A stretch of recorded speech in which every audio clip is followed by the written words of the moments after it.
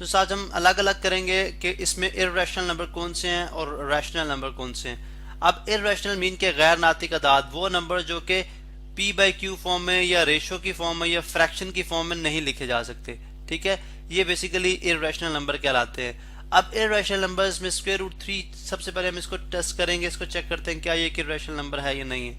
अब अगर मैं यहाँ पे इसको इस 3 का मैं अगर स्क्वायर रूट लूँ, 3 स्क्वायर रूट का ये सिंबल है, तो 1.732050, इसका आंसर आता है जी 1.73205080 एंड आगे इन्फिनिटी तक चलता जा रही है। ठीक है, अब ऐसे नंबर्स जो कि आगे इन्फिनिटी तक चलते जाएं और उनमें कोई तरतीब भी ना हो, यानी इशारिया के बाद किसी खास तरतीब के साथ भी रिपीट ना हो। जैसे अगर आप यहाँ पे देखें जो जी पार्ट है इसमें इशारे के बाद 1 2 1 2 1 2 रिपीट हो रहा है, लेकिन इसमें कोई रिपीटिशन नहीं है, कोई ऑर्डर नहीं है, कोई तरतीब नहीं है नंबर डिजिट्स के रिपीट होने की, डिजिट्स के कंटिन्यू करने की कोई तरतीब नहीं है। तो ऐसे नंबर्स को हम बोलते हैं जी नॉन रिकरिंग। ठीक है, नॉन रिकरिंग आपने पढ़ रखा है जब हमने बात की थी कि नॉन रिकरिंग और नॉन टर्मिनेटिंग नंबर है। Non terminating basically non recurring numbers होते हैं। नॉन टर्मिनेटिंग से मुराद जो कि इन्फिनिटी तक चलते जाएं, जो कि टर्मिनेट नहीं होते, जो खत्म नहीं होते। तो हर नॉन रिकरिंग जो नंबर होता है वो एक इर्रेशनल नंबर होता है। तो मालूम हुआ कि स्क्वायर रूट 3 जो है वो एक इर्रेशनल नंबर है, चूंकि ये पी बाई क्यू फॉर्म के अंदर हम इसको नहीं लिख सकते, ये एक इर्रेशनल नंबर हुआ। इसी तरह से अगर आप -3 का स्क्वायर रूट देखते हैं तो आप ये भी जानते हैं कि किसी भी नेगेटिव नंबर का स्क्वायर रूट पॉसिबल नहीं है, यानी -3 जो है वो बेसिकली किसके इक्वल होता है, ये इसको मैं -1 इंटू 3 लिख सकता हूँ। और आप जानते हैं कि -1 का जो स्क्वायर रूट है वो किसके इक्वल होता है, आयोटा के। अब आयोटा बेसिकली क्या है, आपको सिंपल इतना बता दूं कि ये एक कम्प्लेक्स नंबर है। ठीक है, ये एक इमेजिनरी नंबर है, तो इसलिए हम इसको ये एक इर्रेशनल नंबर नहीं है। इसी तरह 22/7 पे आ जाएं।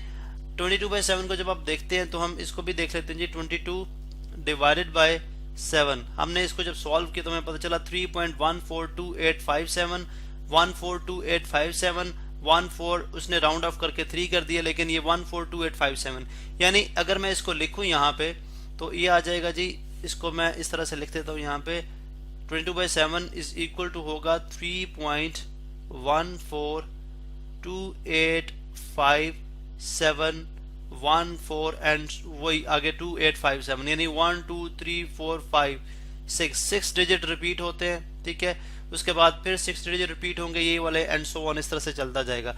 अब अगर आप ऐसे नंबर्स की बात करें तो हम जानते हैं कि ऐसे नंबर्स हमारे पास कहलाते हैं रैशनल, यानी ये नॉन टर्मिनेटिंग तो है, यानी इन्फिनिटी तक चलता जा रहा है, लेकिन रेकरिंग है।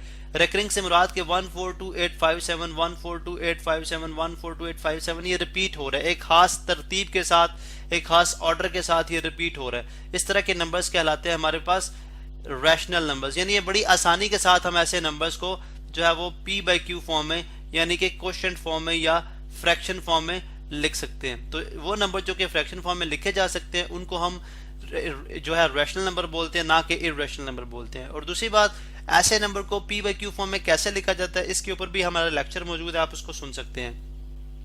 अब नेगेटिव स्क्वायर रूट 3, अब इर्रेशनल नंबर डेफिनेटली नेगेटिव भी होते हैं, और अगर देखें स्क्वायर रूट 3 एक इर्रेशनल नंबर है तो नेगेटिव जो स्क्वायर रूट 3 है यानी -1.73205080 एंड अप टू इन्फिनिटी, ये भी एक क्या हो जाएगा, एक इर्रेशनल नंबर हो जाएगा। ठीक है, इसी तरह से आप नेक्स्ट देखें 2.68251, यानी एक नॉन रिकरिंग है, नॉन टर्मिनेटिंग है और नॉन रिकरिंग है, यानी टर्मिनेट नहीं कर रहा, खत्म नहीं हो रहा, चलता जा रहा है।